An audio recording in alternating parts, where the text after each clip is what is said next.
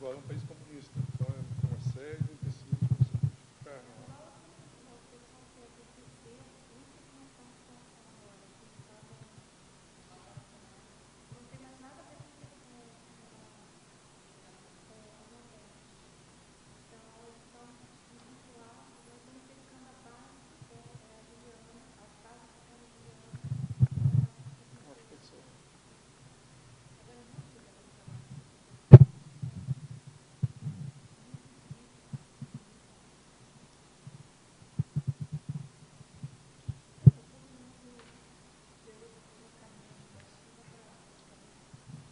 É curioso ouvir isso.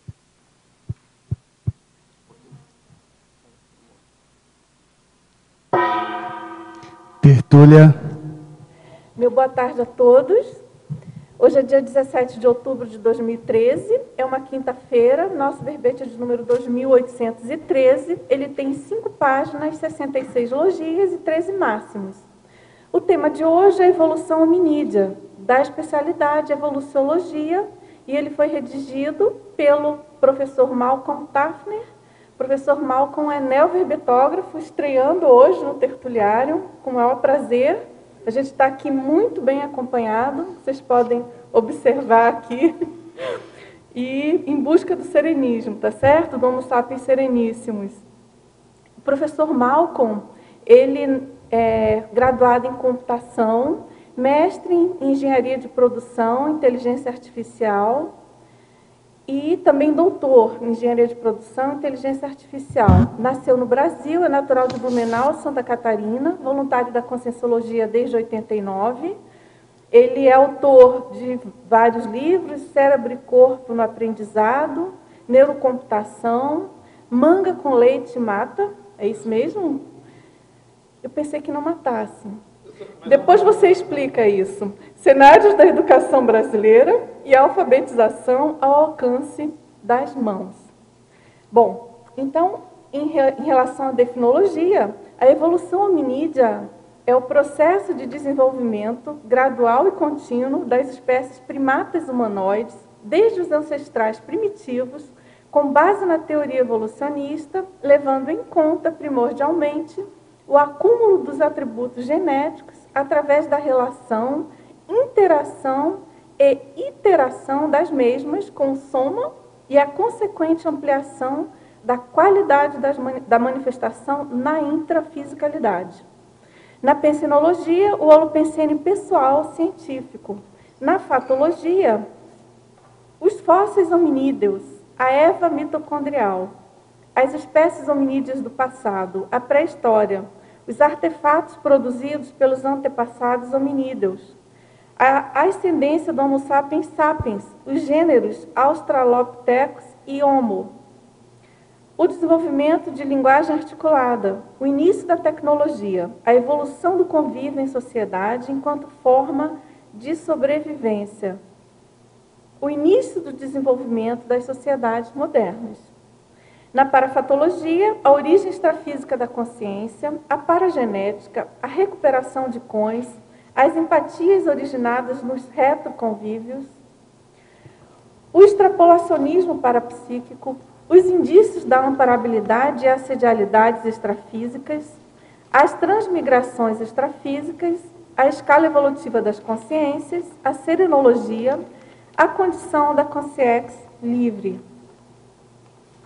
Nós chamamos a atenção que na argumentologia nós temos 2 listagens, uma taxologia com 12 áreas de estudo com o objetivo de ampliar os conhecimentos da evolução hominídea e a relação com a conscienciologia.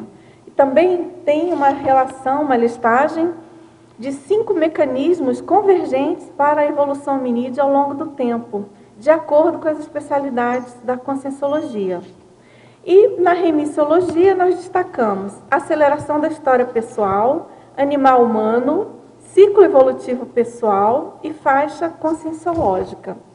Na frase enfática, o entendimento do desenvolvimento da espécie hominídea amplia a compreensão do processo da evolução da natureza humana no planeta Terra nos últimos 3,5 milhões de anos. E na questionologia, você já refletiu sobre o esforço das consciências nos últimos 3,5 milhões de anos para aperfeiçoar o som hominídeo? Já pensou sobre a evolução da consciência, considerando a condição evolutiva nos últimos 100 mil anos? Bom, e aqui na mega análise do João Paulo, nós temos desenvolvimento, hominização, adaptação, espécie, biologia, genética, cronologia, continuidade, grupo carmalidade, serialidade, sobrevivência, evolucionismo, evoluciopensenidade, evoluciologia, antropologia, cerebrologia, sociobiologia, primatologia, hominologia e intrafisicologia. Agora, professor Malcolm, antes de iniciarmos as perguntas, eu gostaria que você falasse um pouco, a gente sempre faz essa pergunta clássica, né? De por que você pensou nesse verbete, qual a sua relação com esse tema, seu interesse assim mais especial. Bom, vamos lá. Daria 2h30 para falar sobre isso, mas vamos sintetizar. Bom, primeiro, obrigado pela oportunidade de apresentar o verbete, que é um trabalho que eu venho fazendo há muito tempo. Então, e foi um esforço aí, o último da Rosa, em cima do meu verbete, e foi até surpreendente. Ficava, nossa, como a Rosa está rápida, e ela ia me dando os retornos mais rápido do que eu dava para ela. Então, Rosa, muito obrigado pelo apoio nos últimos dias aí, que foram bem intensos. Mas, vamos lá. Aconteceu o seguinte, Dulce. Há muito tempo atrás, eu estudava inteligência artificial. E na área de neurocomputação, neurônios artificiais especificamente. E fazia lá os modelos matemáticos e tal. E chegou um ponto lá de encruzilhada que a matemática ela se distanciava tanto da biologia que não só se chamavam de neurônios artificiais, não eram. Então, o que eu fiz? Eu lembro que eu procurei meu orientador de doutorado na época, no dia Bárcia, eu cheguei assim, Bárcia, é o seguinte, eu vou estudar lá com o pessoal da biologia, não com o pessoal da matemática, para fazer uma rede neural diferente. Aí ele até brincou, Malcolm, desde que... Aí assim, mas que pessoal? Aonde? Como? Não, eles fazem lá, tem um mestrado em neurociência, eu quero ir para lá. E ele tem que autorizar, porque são disciplinas fora da grade do curso. Então, ele fez o seguinte comentário comigo, desde que você não volte como hamster, pode ir. E eu fui para lá. Então, comecei a estudar biologia. E aí fiz uma série de disciplinas de medicina. E aí desenvolvi uma rede neural totalmente voltada para a biologia, com o recurso matemático para simulação, mas ela é uma síntese muito forte da biologia. E aí achei interessante o estudo do cérebro humano. E aí comecei a estudar o cérebro. Nesse tempo, eu acho que eu já era voluntário do IPC. Então, aí apresentei um trabalho num congresso que teve, olha onde vai parar isso, no Rio de Janeiro, lá na Glória. Teve um congresso, uma vez eu participei desse congresso e apresentei esse trabalho. E, saindo de lá, vou mais a fundo nesse negócio do córtex, do cérebro humano, com a inter-relação consciencial. Chegou um ponto que eu estava escrevendo um livro só sobre o assunto e vi que... E aí veio aquela história, um dominó bate no outro. Então, chegou um ponto que, putz, eu vou precisar aprofundar o desenvolvimento do córtex. E aí eu comecei a estudar hominidiologia, hominologia, assim por diante. E aí o livro se dividiu em dois. Hoje, um só, esse aqui é o livro que eu estou escrevendo. Então, eu usei muito como parâmetro nesse trabalho. Então, foi aí que eu cheguei. E quando comecei a estudar, aí tem as lacunas que têm que ser preenchidas. Dulce, há lacunas imensas aí que a conscienciologia precisa preencher dentro da academia para que a academia passe a nos considerar como uma neociência, embora eu já aceite, e vocês também, que é uma ciência, não é nem neociência, dada a estrutura que já possui. Então, nesse caso, a tentativa aqui é de preenchimento de lacunas das teorias acadêmicas clássicas. Esse é o objetivo. E você está escrevendo um livro, então, sobre isso? Exatamente sobre isso. Onde eu ponho darwinismo mais conscienciologia. Eu não contraponho os dois. Pelo contrário, eu somo os dois. Complementam, claro. Exatamente. Ah, que interessante. Mas o objetivo aí está o ponto. Tu tem que chegar para os acadêmicos e dizer, porque se você pegar uma discussão com uma academia normal, não, eles vão pegar a teoria darwinista, vão pegar a seleção natural e se agarrar ali como Richard Dawkins ou Dennett e assim por diante. O ponto é, não, peraí, gente, vamos pegar outros cientistas que trazem à luz, por exemplo, a reencarnação ou a ressoma. E aí, como é que os dois se encaixam? Então, cria uma dúvida, faz um abismo nesse momento. Então, tu tem que diminuir esse abismo. Essa sua pesquisa está bem dentro do objetivo da revista Interparadigmas, né? Muito dentro. Você deve estar preparando alguma coisa nesse sentido. Não publiquei na primeira versão, porque não deu tempo. E até briguei, eu e outros lá com o Alexandre.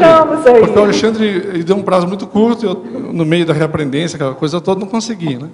Aí surgiu uma hipótese de ampliar o prazo, e eu briguei, eu quero ampliação do prazo porque eu quero publicar.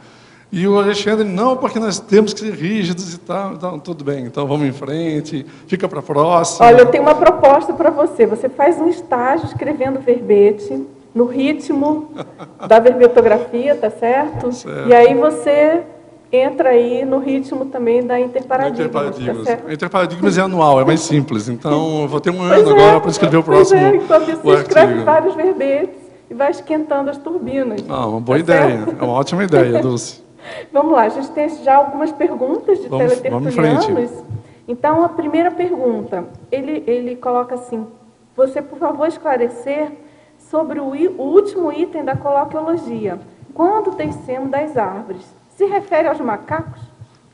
Desculpe, eu não... Primeira página. É o meu primeiro verbete, eu não sei bem a ordem. Qual então é você vai na primeira página. Tá, já achei. Seção coloquiologia, é a última aí. Perfeito. Tá? Expressões populares, né?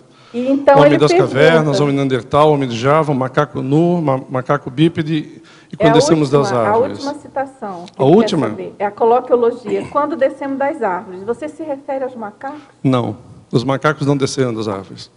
Nós descemos. Então, há uma confusão que diz o seguinte, que nós somos descendentes. Isso é muito antigo. Nós descendemos dos macacos. Não. O Darwin foi muito criticado por isso quando ele defendeu a teoria da seleção natural dele. Thomas Huxley foi um grande defensor do Darwin, que ele mesmo não se defendia. O ponto é, nós e os macacos temos ancestrais em comuns. Ou seja, na cadeia evolutiva, há milhões de anos atrás, nós e eles compartilhamos os mesmos genes do mesmo ancestral.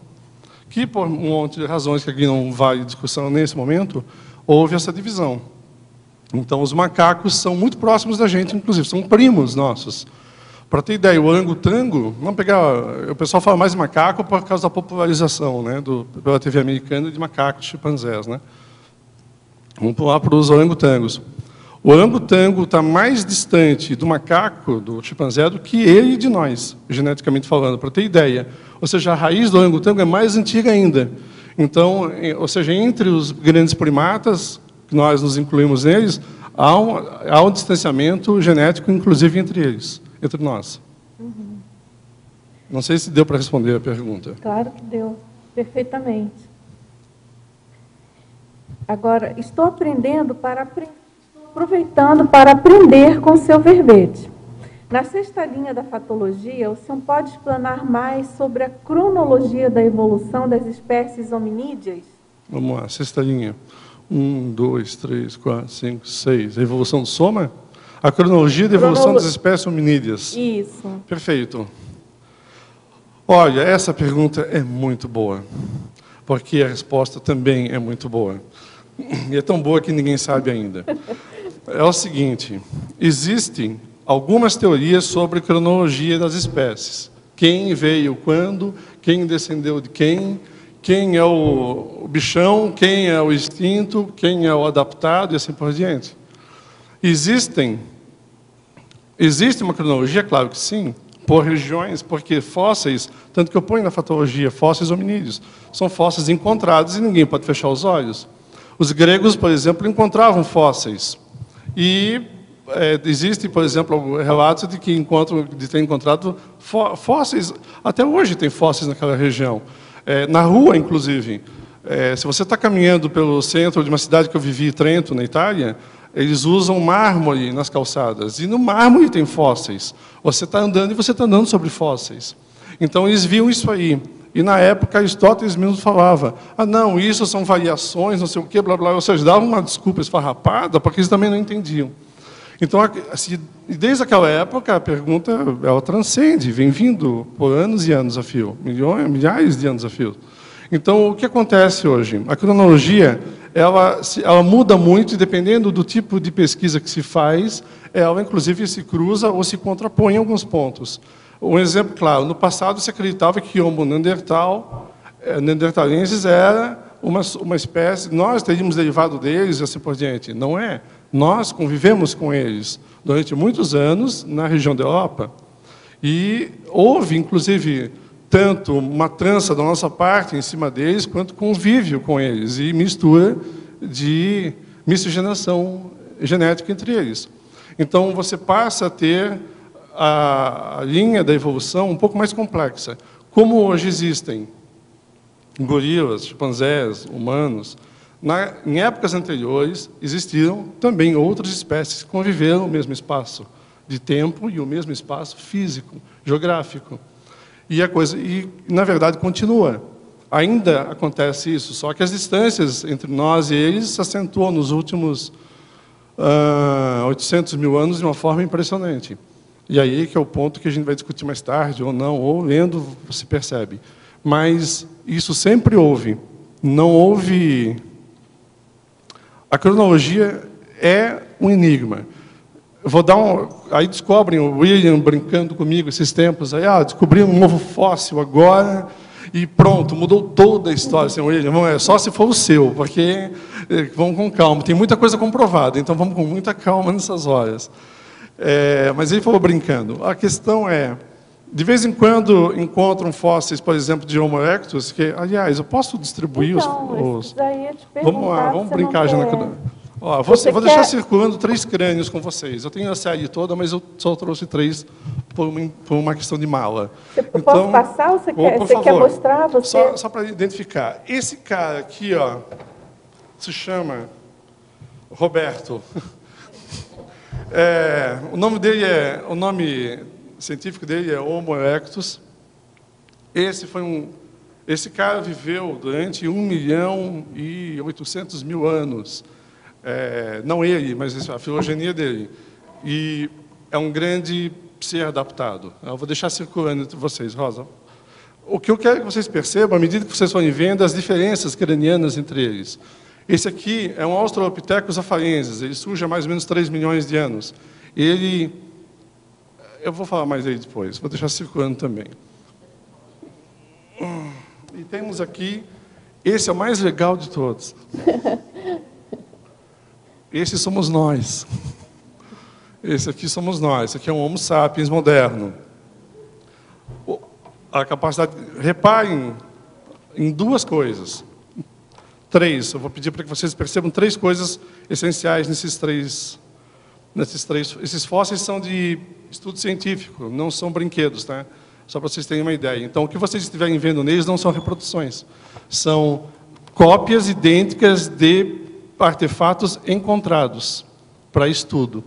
Esse cara aqui, reparem, na região maxilar, onde vai ter o músculo que passa por dentro desse osso.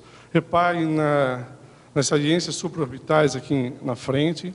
Reparem no volume craniano e na dentição. Tá? Malcolm, quando você for mostrar de novo, mostra para cá por causa da câmera. Oh, desculpa. Tá? Era Me até perdoa. bom voltar. É que eu estou... Para o teletertuliano. Eu sei. Tertuliano. Para onde é que eu estou? Mas Qual é a vamos câmera lá. que está me filmando? Só para mim ter uma ideia. Tem Aquela? 2. Você? 2. Tertulianos, tertulianos, me desculpem. Eu vou dar uma nova rodada para vocês. Rosa, passa aqui. Esse aqui, pelo menos. Então, pessoal, esse aqui é o crânio de vocês Esse e o vale meu. a pena você explicar de novo. É que é o seguinte, quando passarem os outros crânios aqui, reparem, se vocês conseguirem no vídeo, as diferenças de face, dente e crânio. Mas isso é tudo, mais ou menos. A dentição é muito importante. Ela serviu como datação para a maioria das espécies, porque é difícil encontrar um crânio bonitinho há 5 milhões de anos. Pode ir circulando, por favor. Mostrar?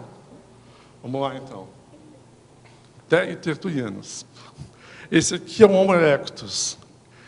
Eu respeito muito esse cara. Por quê? porque ele viveu durante alguns milhões, quase 2 milhões de anos. A nossa espécie só tem 100 mil anos, gente. 200, dependendo do tipo de consideração que você fizer. Esse cara que viveu por 1.800.000 anos. Então, e esteve em parte da Europa, Ásia, África e Oceania. Então, o que significa?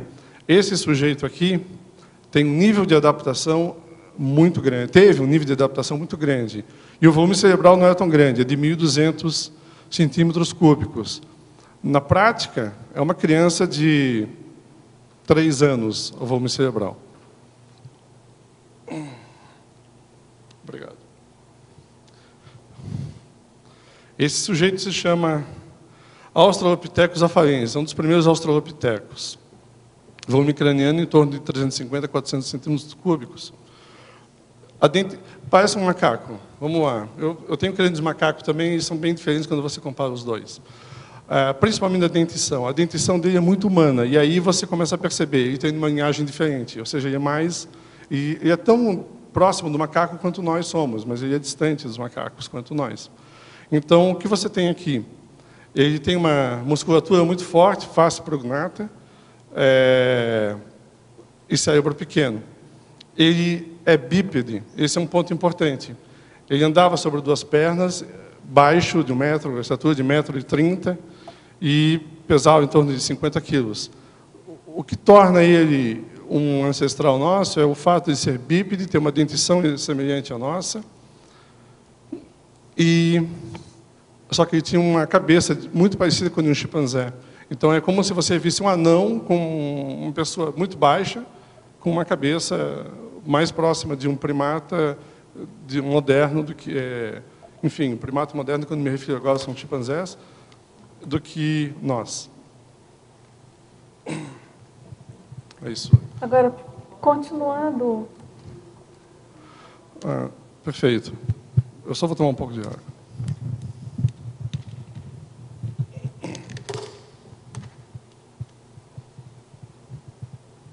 A diferença entre os três é o seguinte, é cronológica. Eu trouxe o Australopithecus, o Homo erectus e o Homo sapiens.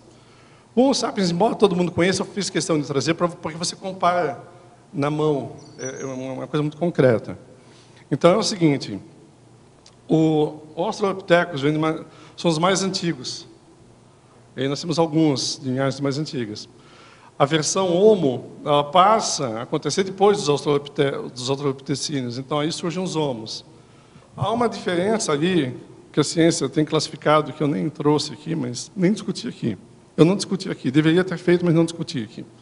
Que são os parântropos, que são bem diferentes de todos e foram confundidos durante algum tempo com os australopithecíneos, mas não são. A principal diferença entre eles é o volume craniano e as capacidades cognitivas. Por quê? Porque entre os fósseis também se encontraram outros vestígios. Pedras lascadas, por exemplo, carvão e outras coisas que identificaram o domínio do fogo, por exemplo. Em outras espécies você já não encontra. Ou ossos de animais que têm, por exemplo, fragmentados quebrados por pedras ou algo do gênero. Então você passa a entender um pouco como eles viviam. Então, quanto mais para trás você vai, menos tecnologia você encontra. Agora, professor Malcolm, tem uma continuação da pergunta daquele teletertuliano, é uma moça, na verdade. Ela pediu, então, para você falar da cronologia e ela pergunta também na parafatologia, na penúltima linha, quando você coloca sobre as transmigrações extrafísicas. Ela pede para você comentar também. Ótimo, vamos lá. É na página 2, então. Só deixa eu ver o que eu pus antes, porque tem um crescendo que eu fui botando. Curso intermissivo pré-somático e transmigrações extrafísicas. Tá, por que eu botei isso aí? Porque é o seguinte... Vamos lá.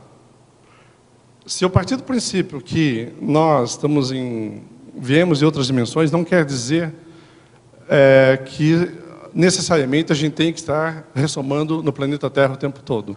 Ou que tenha nascido, vamos chamar assim, aqui, e ressomando eternamente 10 milhões de anos aqui. Posso ter vindo de outro lugar. Por que eu botei essas transmigrações extrafísicas? Porque essas espécies que vocês estão circulando, elas são recentes. Tem espécies aí de 200 mil anos, 300 mil anos, e é muito pouco tempo. Então, aí vem as perguntas, ele está aqui entre nós, éramos nós, ou ele já está em outro lugar? Então, as escalas de tempo têm que ser medidas com cuidado, nesse caso. Eu posso ter tido um hominídeo desses com um grande desenvolvimento que, hoje, o meu corpo de Homo sapiens não é o suficiente para ele. Ele já poderia estar em outro lugar, usando outro tipo de atributo e outro tipo de manifestação. Então, por isso que eu botei as transmigrações extrafísicas, porque eu acho que, sim, influenciam e vão influenciar esse processo. Foi por isso que eu botei. Não quer dizer que, então eu era um Homo sapiens. Eu vou dizer por que não. Eu até comecei a fazer o cálculo, tá? Vamos lá, nós somos 7 bilhões de seres humanos hoje na Terra. Nós tivemos, ao longo de 2 milhões de anos, 7 bilhões de consciências encarnando e desencarnando em Homos erectus, australopithecines e assim por diante. Não, as populações eram pequenas. As populações de hominídeos no passado o ápice, por exemplo, dos neandertais foram 270 mil neandertais, mais ou menos, pelos tipos de fósseis que encontram e pelo tipo de comparação. É importante dizer o seguinte, em paleoantropologia, sociobiologia, toda essa turma de biologias aí, os estudos são comparativos. Então, vamos lá, um grupo de chimpanzés, o tamanho e a densidade do grupo está associado ao volume cerebral e ao quociente de encefalização. O nosso nível de encefalização nos leva a grupos de homens, vamos chamar assim, as mulheres me perdoem, estou tratando como ser, homens de 150. Mas eu vivo numa cidade com 200 mil. Ok, mas a sua inter-relação é mais ou menos 150 pessoas, aquelas que você, de fato, convive. Não compare no Facebook. Eu tenho 600 amigos no Facebook. Você não troca mensagem com 600 pessoas. Mas você vai se relacionar diretamente com, no máximo, a 200 pessoas. Então, esse tipo de escala é medida por volume cerebral. Foi feita essa comparação. E aí se chega a um ponto de tamanhos de grupos. Então, os grupos do passado e os grupos de fósseis encontrados lá em cavernas, em abrigos muito primitivos, eram de até 50 indivíduos. E, a partir daí, em zonas distantes, você passa a ter mais ou menos uma ideia das populações. Então, não éramos muitos. Para ter ideia, em um período interglacial, se eu não me engano, se é glacial ou interglacial, a nossa espécie não teve 10 mil indivíduos, nós quase fomos extintos. Então, se eu tive, no momento, 10 mil indivíduos, e hoje somos 7 bilhões, houve transmigração, ou uma bactéria evoluiu bem rápido. Então, nós temos aí alguns lapsos que me forçam a crer nessa transmigração. Agora, ao verbetógrafo. Na fatologia, na página 1, primeira linha, você coloca as mitocôndrias, usinas energéticas celulares, só são transmitidas. Não, você fala sobre a Eva mitocondrial, não é isso? Isso. Então, ele coloca as mitocôndrias, usinas energéticas celulares, só são transmitidas pela linha materna, tendo daí surgido o termo Eva mitocondrial. Onde surgiu esta Eva mitocondrial? Em qual local do globo e quando? É uma boa pergunta. Depende da escala de tempo que ele estiver disposto a retroceder. Normalmente, o pessoal associa a Eva mitocondrial aos hominídeos encontrados na África, na região do Quênia, Tanzânia, essa região ali, são os mais antigos fósseis. O mais antigo, de fato, é um macaquinho pequenininho que é chamado de Ardipithecus ramidus, que é bem pequenininho. Que você vai dizer, isso é um macaco. Isso é um macaco desses aí pendurado em árvore. Esse é o... E por que ele não é um desses pendurados em árvore? Por causa da dentição dele. O tipo de esmalte que tem na dentição dele é o mesmo que tem nos grandes primatas. Então, houve uma evolução ou seja, no dente identificou. Ele tem o mesmo processo que nós. Mas o termo Eva mitocondrial foi dado por esse motivo. Por quê? Por causa da questão genética, não por causa da questão morfológica. Esse foi o motivo. Seria o mais recente ancestral comum, não é isso? Não tem essa tese? O que você acha? É esse o conceito? Vou ou tem voltar ao outras... ponto. Vou voltar ao ponto. Se você pegar um Australopithecus, perdão, um Paranthropus boisei, esse é o nosso mais recente? Não. Por quê? Porque extinguiu. Então, esses caras todos extinguiram. Então, qual deles nosso ancestral? Por que nós não somos descendentes desse cara, especificamente? Desculpa, eu sou muito informal dando aula e eu estou sendo bastante informal aqui. Por que ele não é o nosso Adão, nossa Eva? Porque se você pegar o crânio dele, ele está muito para gorila, só que ele está muito distante do gorila. Então, houve um gene dele que compartilha com o gene da espécie goriline, que é o gorila. Então, você vai ter aí, só como... mas qual é o detalhe? Se você pegar um crânio de um gorila, ele, na área sagital, ele é pontudo aqui em cima. Ele tem tipo aqueles caras punks, assim, que usam... O Reinaldo... Não, como é o nome daquele jogador de futebol? É uma crista. Não. Aquele que faz bastante sucesso. Eu não vejo futebol, gente. Neymar. Ele não usava o negócio, ele não tinha um... Pois é, o gorila é assim, tá entendendo? E o Paranthropus boisei também. Então você diz, mas ele tem... Aí vem a questão, é difícil determinar quem foi. Esse não foi, ponto. Aí quem são os outros? Aí começa o tabuleiro, os dados e a roleta rodando. Você vai ter aí gente classificando Homo ergaster como Homo erectus, você vai ter gente dividindo, não, na verdade somos descendentes do antecessor. Olha, é complexo. Aí a gente volta para a questão cronológica. O ponto de vista que eu quero botar aqui é, os fósseis existem, eles não podemos fechar os olhos a eles, temos que entender o máximo possível. Então, a gente acompanha o que a ciência de campo, aquela que está lá cavando, vai descobrindo nessas regiões aí africanas, e asiáticas e europeias. E essa Eva, especificamente, é da região... África, né? África. Não há dúvida sobre isso. Mas não surgiu assim. Havia muitas espécies sem rabo e poucas espécies com rabo. Ok? É importante determinar. Quando houver as glaciações, interglaciações, assim por diante, as savanas foram se criando. Quando há uma glaciação, o tempo seca, e quando seca, você cria o deserto, e não o contrário, como se pensa. E aí, essas espécies tiveram que buscar comida. Então, as espécies que conseguiam buscar comida, elas mais aptas a um movimento bípede. Dulce, posso fazer uma pergunta que ficou, acho que uma fala sua que ficou meio no ar, pelo menos para mim. Que você falou assim, quem desceu das árvores não foram os macacos, fomos nós. Você podia explicar um pouco melhor isso? Obrigada. Quando criança, eu nem subia em árvores. Vamos lá. Essa expressão, já ouviu falar dessa expressão, certo? Quando descemos das árvores. Aí tem outras, né? O homem de Java, porque encontraram em Java, aquele negócio todo. Vamos pegar aqui outro.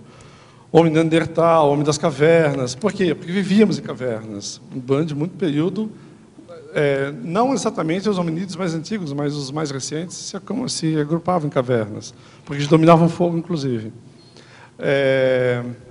O macaco nu. Nós somos a única espécie entre os grandes primatas que é efetivamente pelado. Por quê? Já que descemos das árvores, por que nós somos pelados? Por que não tem pelos? Seria melhor ter pelos?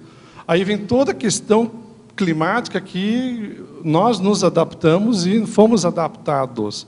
Então, você vai ver, por exemplo, que se eu tenho que atravessar uma savana de quilômetros, o pelo me faz gastar mais energia. E a falta dele e a sudorese me faz gastar menos energia. Então, os primatas que tinham menos pelo andavam mais e corriam muito mais que os outros. Como eles preservavam mais energia, a taxa de sobrevivência deles era maior, e a taxa de cópula, vamos chamar assim, deles também era maior. Então, eles produziam mais descendentes do que os outros. E, a partir daí, você começa o processo da seleção. E por que nós descemos das árvores? Porque, muito provavelmente, no começo, todos eram... Vamos bem para trás. Os mamíferos surgiram depois... E já existiam no tempo dos dinossauros. Porém, espaço tem importância quando os dinossauros saem do cenário. porque finalmente eles conseguem sair e comer. Antes eles eram a comida. Então eles passam a ser os grandes, o cenário passa a ser deles, eles estão no palco agora. Então, e começa a explosão dos mamíferos. E muitos deles cooptaram ou viviam em árvores. E aí você vai... Aqueles que desceram, muitos desceram de árvores. Por quê? Para comer, literalmente, por disputas, por diversos motivos. Muitos que desceram não tinham rabo. Por quê? Porque o rabo é um grande apoio. Qual? É o quinto membro deles, onde o macaco prego é um clássico desse. Ele está grudado lá com o rabo dele. Você cortar o rabo dele, você tira a mobilidade desse macaco. E aqueles que não tinham rabo, certamente tinham mais dificuldades de movimento sobre as árvores. E eles se davam muito melhor no chão. Aí volta a questão. Quem se movimentava mais no chão, podia correr, podia atravessar uma savana. O tempo foi secando. E eles foram tendo que atravessar cada vez mais área de forrageamento, ou seja, para comer. Então, eles passam a andar mais para buscar comida. Nós descemos de... Nós não. Ancestrais nossos, e talvez nós estivéssemos lá, nós descemos de árvores. Vamos lá, viva a evolução, então, né? Viva a evolução. Ainda bem, né? Apesar de que a gente gosta muito de árvore, né? Árvore... Você sobe árvore ainda? Nossa. Eu estou lembrando da minha infância, que eu passava horas nas árvores, lá lendo em cima das árvores. Se eu subir numa, eu acho que eu derrubo ela pelo meu peso. Eu, com essa idade, ainda subo em árvore. Eu tenho uma mangueira em casa que eu ainda subo. Agora, tem uma outra pergunta aqui do mesmo verbetol, do mesmo teletertuliano, nas linhas 6 e 7 da própria fatologia. Ele pergunta como foi feita a cronologia da evolução das espécies hominídeas, se existem algumas lacunas nos registros fósseis encontrados até hoje. A pergunta é muito legal. Então, vamos lá. A data é feita por datação e por similaridade morfológica. E, obviamente, pela região onde é encontrado. Em florestas tropicais, é mais difícil encontrar, por causa da umidade, ela destrói rapidamente. Então, em regiões áridas, é mais fácil de encontrar porque preserva. Porque preserva o fóssil. O ar seco, o deserto em si, é muito bom para preservar, tanto que se encontram muitos dinossauros, por exemplo, na Patagônia, aqui perto da gente. Tem diversos museus paleontológicos na Patagônia. Eu recomendo que vocês visitem, porque são fabulosos, na região da Patagônia. Então, vamos lá. O encontrado fóssil ele é datado, classificado. Chega a ser exótico, tá? A gente até suspeita. Os caras fazem, eu vi isso. Eles pegam eles acham um osso desse tamanho aqui, ó, e começam. Isso aqui é um Tiranossauro Rex que morreu correndo atrás de um porco. E não se deu bem, porque o porco fugiu. Ou seja, chegam coisas que você realmente olha, o cara está viajando na maionese. Porém, quando você pega um fóssil desse, um crânio mais bonitinho, existem esqueletos bastante completos encontrados com 2 milhões de anos. Então, quando você passa a encontrar fósseis mais inteiriços, aí você tem a datação de DNA, que tem uma precisão de carbono 14, de potássio argônio, tem uma série de datações modernas aí, eles vão estimando o tempo de quando que a espécie morreu. Inclusive, outros vocês não conseguem fazer por aí, eles vão pelo que tem ao redor daquilo. Então, tipo, peraí, o que tem ao redor disso aí? Tem grãos, tem grãos, que grão é esse? De que época é esse troço? Tem um pedaço de pau queimado. Ótimo, vamos pegar aquele pau e ver quando aquele pau morreu. Ou seja, que árvore foi aquela e quando ela morreu. Porque ele usou ela. Então, você passa a ter assim, subsídios alternativos do processo. E aí eles conseguem datar. E a expansão hominídea, eles identificam exatamente como, por onde são encontrados. Agora, a tua última pergunta é muito legal. Como é que eles classificam isso? As lacunas e a classificação. E por que tem lacunas? Nesse livro que estou escrevendo, eu botei isso aí. O Richard Dawkins, há muitos anos atrás, escreveu um livro chamado Escalada do Monte Improvável, que ele fala só sobre seleção natural. Ele não fala sobre evolução homem, só evolução de espécies e conchas, e como se desenvolveu o olho, um monte de coisa assim. Mas olha só, dado um momento no livro que eu achei de uma preciosidade muito grande, ele faz o seguinte: como não existiam muitas classificações de espécies no passado, o que os cientistas faziam? Eles encontravam uma espécie, não tinha classificação intermediária, eles tinham que tomar uma decisão, ou vai para a esquerda, ou vai para a direita, e botavam para cá, ou botavam para lá. Então, à medida que o tempo foi passando, as datações tempo foram se distanciando e foram sendo classificadas para a esquerda e para a direita, e aí se criaram lacunas. Está entendendo? Então, o que hoje se faz? Puxa, eu tenho um cara aqui no meio que não é nem tanto para cá, nem tanto para lá, o que o povo está fazendo? Cria uma nova classificação. E aí você começa a ter uma multiplicidade de outras espécies. É assim que está acontecendo hoje. E, inclusive, revisando espécies já classificadas, quando estejam mais próximas de uma data ou limítrofe na outra, para poder classificar adequadamente. E aí vai mudando o cenário da cronologia. Malcolm.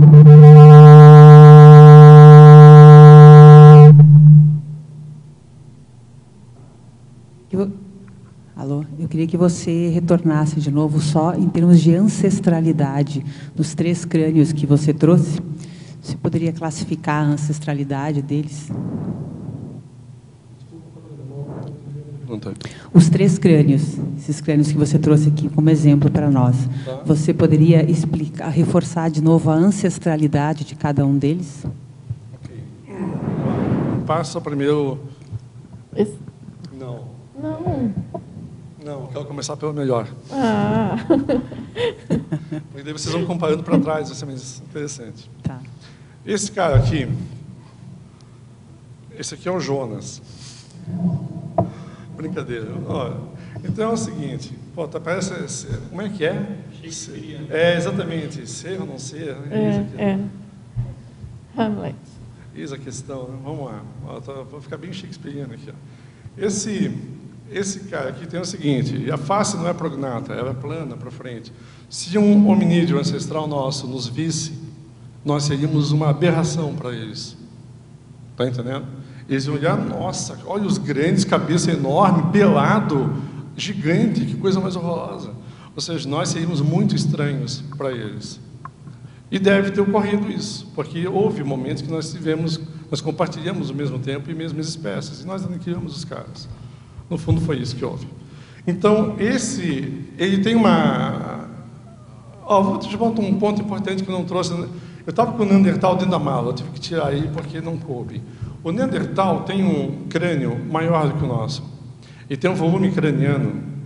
Todo mundo acha que o grande lance aqui é o volume craniano. Não é. O volume craniano nosso é de 1.400 gramas, mais ou menos. Ok? Centímetros cúbicos, ocupando mais ou menos 1 quilo e pouco. Vamos lá. O Neandertal chega a 1.700. Ele chega a ser 300 centímetros cúbicos maior do que o nosso. E aí vem as perguntas. Então, por que eles não são mais evoluídos? Por que eles não ficaram? E por que a gente dominou o processo e não eles? Além de ser maior, eles eram mais baixos, eles eram um pouco mais baixos do que nós e muito mais fortes do que a gente. Pô, um cérebro maior e mais forte. Aí tu fica naquele pensamento, né? Foi o que houve aí na parada. E tinha uma população grande. E adaptados ao frio. Eles tinham vindo de uma glacial. Estavam lá, cheios de casacos. De certa forma, estão até hoje entre nós. Existem estudos apontando aí que nós temos genes neandertais entre a população sapiens.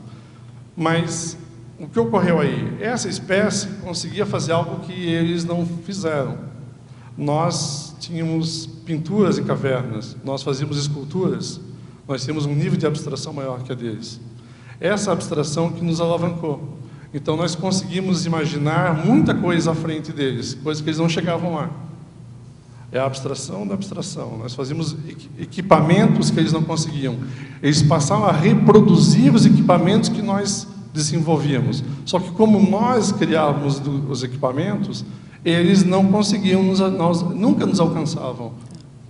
Isso impactava na sobrevivência, então, diretamente. Vamos pegar o outro aqui. Só uma coisinha, o tipo de dente, nós temos 2 tipos de dentes aqui, tanto para corte quanto para mastigação. É próprio para carnívoros aqui. E nós temos a musculatura facial é muito pequena desse aqui. Vamos pegar o nosso mais antigo aí, obrigado, Dulce, é esse mesmo. Esse mesmo? É, esse aqui é um Australopithecus. Aí você vai ver uma face prognata desse sujeito aqui, ou seja, botada para frente. Um cérebro pequeno, os dentes muito parecidos com o nosso, então ele tinha uma alimentação muito parecida com a nossa, onívoros, eles eram. E aí você vai ver algo diferente aqui, que é o espaço que você encontra aqui de musculatura. Então ele tinha uma mastigação pesadíssima, ele passava muito tempo mastigando. Isso quer dizer o quê? Que nós somos muito mais carnívoros do que eles foram. E qual é o lance do ser carnívoro? A quantidade de proteína na carne é muito grande. Então você vai comer carne. Vamos pegar uma vaca aí, uma vaca no campo. Ela passa o dia ruminando. Por quê? Porque aquilo não tem proteína nenhuma. Então ela tem que passar o dia comendo para sustentar o corpo que ela tem. Esse sujeito também teve esse problema. E teve que mastigar muito para sobreviver. Nós não. Como nós dominamos outras técnicas, tipo o fogo e a alimentação pré-cozida no fogo, e aí diminuindo, inclusive, mudando o metabolismo, porque diminuiu o tempo de digestão, o que aconteceu ali? Nós passamos a ter um tipo de alimentação muito mais rica do que a deles. Então, eu como 2 vezes por dia e posso passar o resto do dia subindo em árvores, descendo de árvores, brincando. Eles não tinham esse tempo, porque estavam sempre deficientes em alimentação, estavam sempre na busca de comida, muito mais do que a gente. E hoje tem supermercados, tal, é bem melhor. Vamos ver aí o nosso. Esse aqui é um intermediário legal. Esse eu gosto muito. Realmente apareceu 1.800.000 anos em pé, é muita coisa, gente. Esse sujeito aqui, ele também tem musculatura pesada, mas tem um crânio razoavelmente grande já, de 1.200. E você vai ver aqui uma face levemente prognata. A espécie Homo sapiens arcaico, que é anterior, a nossa é bem menos prognata do que a deles. É igual a nossa, mas tem essa saliência aqui, orbital e supraorbital, também não como essa aqui, mas um pouco mais do que a nossa. Então você passa a ter que o nosso crânio foi achatando ao longo do tempo.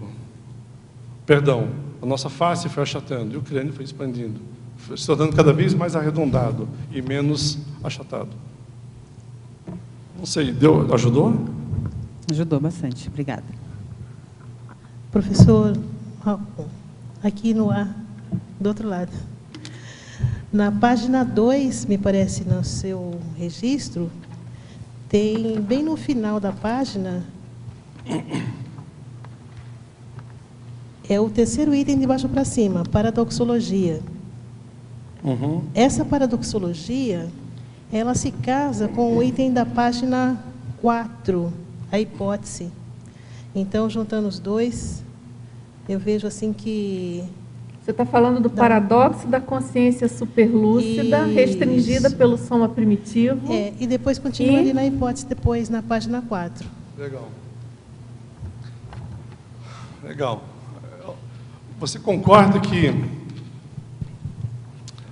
que existem limitações no teu corpo? Sim. O meu também. Uhum. E se eu tiver um problema cardíaco, tem mais ainda. Uhum. Certo? Se eu tiver um outro tipo de problema, asma, tem mais ainda, e assim por diante. Não vou nem discutir consciência da lucidez ainda, estamos só discutindo as questões físicas. Tá? Então, dependendo do corpo que você habita, você vai ter limitações físicas, de movimento, disso, daquilo e assim por diante. Não vai ser diferente na tua manifestação, vamos chamar, de consciência. Então, você tem limitações cognitivas do teu córtex.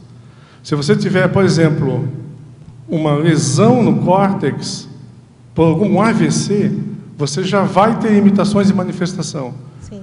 Está entendendo? Sim. Então, se você falava se você tinha um tipo de especialidade enquanto consciex, uma vez consciente, você passa a ter limitações de que esse córtex não possui.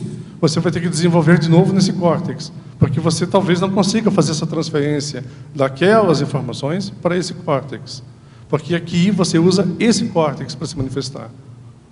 Agora, voltando ali na página 2, quando você fala desse paradoxo, significa que existem consciências que já conseguiram fazer essa transposição. Aí é o paradoxo da consciência superlúcida, restringida pelo soma primitivo. Se nós considerarmos que hoje já tem consciências mais evoluídas, é possível que naqueles corpos ali elas estivessem com outros atributos, Mas se ouvir... Sim, um parapsiquismo, por exemplo. Ah, tá. Se uma dessas consciências... Veja bem, ele não tem que saber o futuro da humanidade, certo? Vamos pegar um Homo erectus aí. Ele não tem que saber o futuro da humanidade e que um dia vai ter Foz do Iguaçu e tal. Qual é o limite dele? Basta um pingo de parapsiquismo nele, que ele já vai ter atitudes diferentes em relação ao grupo, que podem perpetuar o gene dele para frente. Tá certo. Está entendendo? Tá ótimo. Obrigada. Assunto aí, essa ideia, eu queria, assim, eu fico intrigada, assim, a discrepância, né? A gente conhece pessoas que são muito inteligentes, têm até lucidez extrafísica, tudo, mas por que ainda o soma, a instintividade ainda domina a consciência? Porque você vem estudando aí, né, aqui no Crescendologia, você coloca crescendo evolutivo genética para genética. Né? Por que ainda acontece da consciência de rejeitar, por exemplo, o gênero, não conseguir aceitar o gênero que tem? O teu nome é Keiko, né? Keiko, desculpa. A gente se conheceu formalmente hoje, né? Keiko, você respira, você pensa para respirar? Não. Você tem um sistema nervoso autônomo, que pensa para você, vamos chamar assim, que faz todo o seu sistema homeostático funcionar independentemente do que você faça. Perfeito? Você pode até controlá-lo mediante a tua força de vontade, ok? As tuas energias. Porém, ele vai funcionar independentemente do que vai acontecer. Então, existe uma série de sistemas orgânicos que estão aqui para te ajudar, porque sozinha você não vai controlar eles. Se você tiver que pensar para respirar e tomar banho ao mesmo tempo, você morre afogada. Está entendendo? Então, eles vão trabalhar por você. Eles estão, isso quer dizer o quê? Nós não dominamos o nosso corpo como nós achamos que dominamos. Você e eu somos mais bichos do que nós dois achamos que somos. Está entendendo? Então, tem uma série de sistemas internos teus que vão ser ativados instantaneamente quando alguma coisa acontecer. Por exemplo, se eu pegar uma agulha e te espetar, instantaneamente tu vai reagir, tu vai ter a reação. Ah, mas eu deveria ter controlado aquela dor. Você nem sabia o que estava acontecendo. Então, você não consegue fazer cócegas em você. Está entendendo? Se você fizer, você não sente. Se eu fizer, você sente. Ou seja, são uma série de sistemas intrínsecos que existem dentro de você e funcionam. Você é um computador. E você, por exemplo, você está usando um notebook, não sei qual é a marca, Lenovo, ok. Você sabe como funciona a arquitetura dele internamente? Pois é, mas você usa. A lógica é essa, está entendendo? É um sistema que trabalha para você, tem tudo pronto e você passa a utilizar. Quanto mais você conhecer esse equipamento, mais você passa a usá-lo. E, no nosso caso, né, que a gente já tem conhecimento de que não é só o soma, né? Tem o psicossoma, energossoma e mental-soma. O manual de instruções aumentou. Mais complexo, né? Que Se o manual de instruções era só isso aqui, agora tem mais 3 em cima, no mínimo. Então, é isso aí, a gente tem que dominar mais manuais. É um desafio nosso, né? Eu me incluo nele, né? Óbvio. E muito. Certa vez, por exemplo, para ver a reação, né? É uma aula de estatística, sei lá, uma coisa assim. Eu estava sentado, uma lapiseira, e o meu colega na frente, prestando atenção na aula, e eu com a minha lapiseira. Daqui a pouco, aquela ideia bem de jirico, assim, eu vou espetar esse cara. Eu peguei a lapiseira e pau nas costas dele. Nossa, o pulo que esse cara deu. O cara deu um pulo, pegou olha só, e pegou uma caneta na hora e foi para cima de mim com a caneta dele. Eu, calma, cara, foi uma brincadeira. Brincadeira? Ou seja, veja a reação toda que surgiu nele. Isso, e a minha, óbvio, mas imaturidade da minha parte, mas veja a reação que causou. A reação dele foi instantânea, foi de sobrevivência. Então você tem um monte de genética aí que vai te manter viva. E que graças a ela, toda essa filogenia aqui dentro existe. Senão estaríamos extintos. Perfeito? Em parafatologia, você poderia falar um pouquinho da origem extrafísica da consciência? Onde é que nós estamos isso? Na página 8. Tem que aprender a ordem dos... Nossa, isso é um estresse quando estava escrevendo. Aí a Rosa... Já passou, não, né? A Nádia botava assim, a Rosa... põe lá no item tal, onde é que está esse item? E diz a ordem, aí ela um por um olhando. Isso é um estresse. Tá? Vamos lá. Desculpa, parafatologia. Qual é a origem extrafísica da consciência. Ok. Eu botei ali na parafatologia como partindo de uma premissa. Para poder fazer a defesa de uma evolução hominídea e conscienciológica, no caso da consciência dentro de uma origem hominídea, eu tenho que partir de um pressuposto, de uma premissa. Isso eu aceito em ciência. Eu parto do pressuposto ou da premissa que, e aí eu faço a minha defesa. Perfeito? Como Darwin fez, já que estamos discutindo isso. E partiu de premissas. Então, eu parti da premissa, a origem extrafísica da consciência. É por isso que eu botei aqui. Seguinte, a paraprocedência da consciência não tem a mesma ideia? Tem alguma diferença entre esse item aí, a origem extrafísica da consciência e a paraprocedência da consciência? Para mim, deixa eu ver, me parece que são deixa eu ver sinônimos. o meu crescendo aqui. Pode ser sim. Mas tem uma diferença. Tem? Né? Qual que seria? Deixa ele... Olha só. Vamos lá. Antes eu ponho a origem extrafísica da consciência. Ela tem uma origem extrafísica, não quer dizer que ela tem que estar na intrafisicalidade. Perfeito? Ela tem uma origem extrafísica. Aqui eu ponho a paraprocedência. A consciência vem de uma paraprocedência. Eu estou dizendo que, embora... O que eu quis dizer aqui, embora seja uma consciência, vamos chamar assim, em estado hominídeo, ela tem uma paraprocedência. Ela vem de outro local, não desse. Então, parte do princípio que a consciência não se criou espontaneamente dentro do córtex. Agora, tudo bem, Keiko? Tudo bem? Por hora?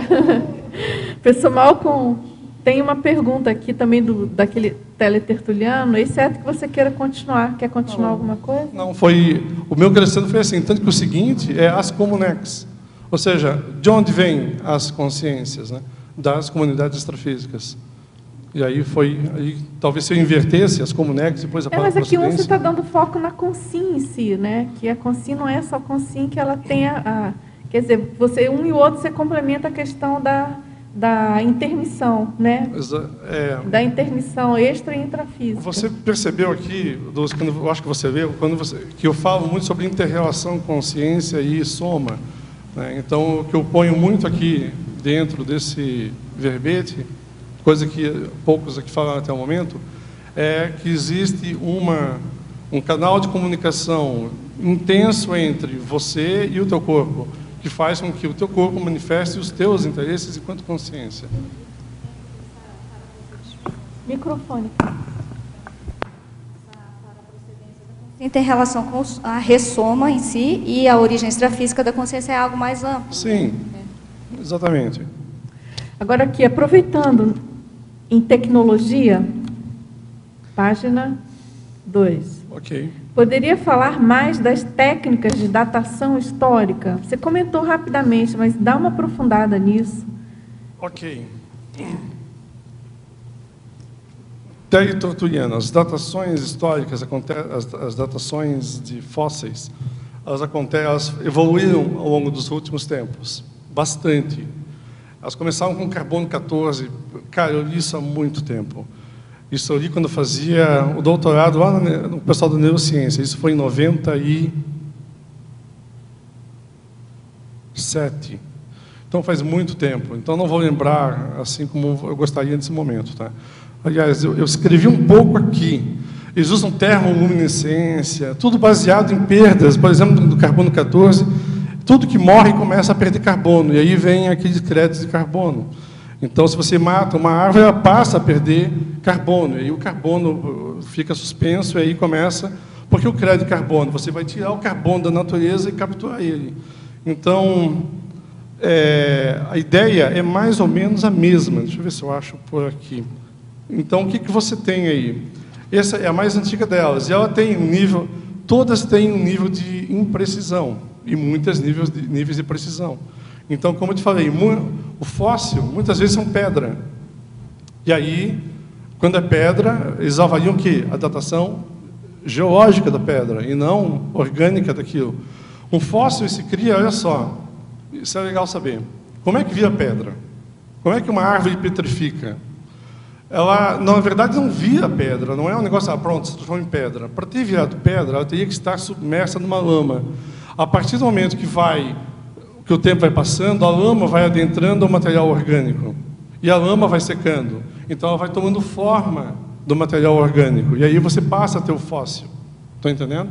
Então, você passa a ter, pronto, agora eu tenho o fóssil, porque a lama substituiu o material orgânico e ele, evidentemente, tomou a forma do material orgânico por uma troca. Então, tem diversas formas de datação. Essa, por exemplo, seria uma delas. E aí chegam 500 milhões de anos. Eu tenho lá um fóssil eu tenho um trilobita em casa, de 500 milhões de anos, que eu comprei de um garoto de 10 anos, vendendo para mim num lugar chamado Tiwanaku, onde tinha lá Tiwanaku é uma civilização pré-colombiana, eles têm lá toda uma cidade. Eu estava visitando aquilo, eu lá comprei um trilobita. E aquele trilobita, aí eu perguntei para o garoto, né? Tipo, onde é que você achou esse trilobita? Vendeu por $10.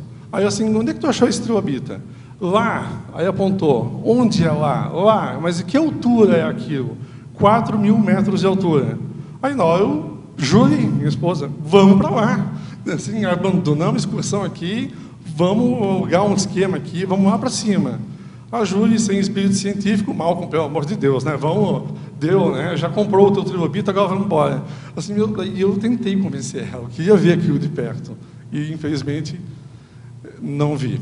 Então, o ponto de datações muitas são imprecisas, e por isso que as datações têm milênios aí na jogada.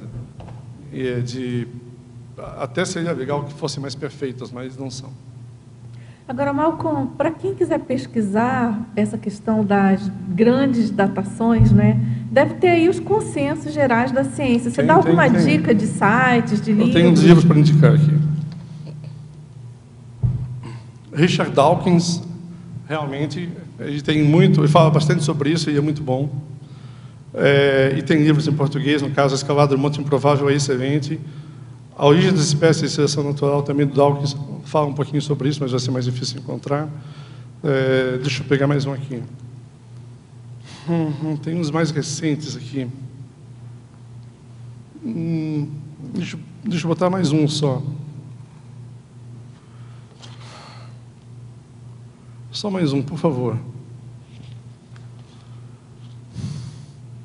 Que eu não estou achando. Depois você fala, depois você lembra. Tá certo. Vou ficar devendo isso, mas eu posso fornecer depois os livros bem exatos. Tem um que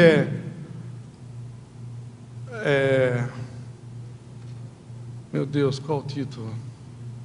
Adorei o livro. Não tem problema, depois você passa para a gente. Ok, vou passar depois, então. Já deu aí boas dicas. Agora, tem uma pergunta aqui também sobre a questão da mitologia, né? Posso falar? Apenas Mais uma Espécie, Robert Foley. Esse livro fala muito sobre isso. Esse é muito bom. Você tem o título aí, não? O título é Apenas Mais uma Espécie. Apenas ele mais uma espécie. Ele faz da USP, editora da USP. É de 93 o livro. Tá ótimo, muito bom. Obrigada, agradecemos aí.